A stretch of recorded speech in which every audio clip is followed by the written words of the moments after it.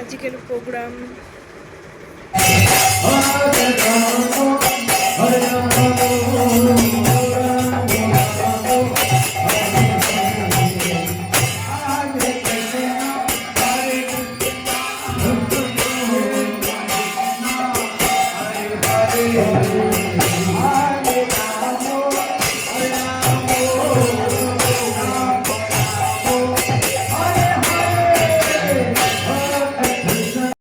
আজকে সন্ধ্যাবেলায় চলে আসলাম লঞ্চু দাদার বাড়িতে। অনুষ্ঠান ছিল আজকে দামোদর মাসে দীপদান।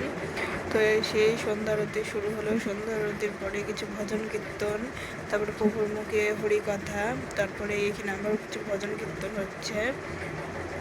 তো দামোদর মাসে সকলে বেশি বেশি করে জপ করুন এবং ভগবানকে দীপ দেখান এবং গীতা পাঠ করুন এবং মনুষ্য জীবন সার্থক করে তুলুন। হরি বল।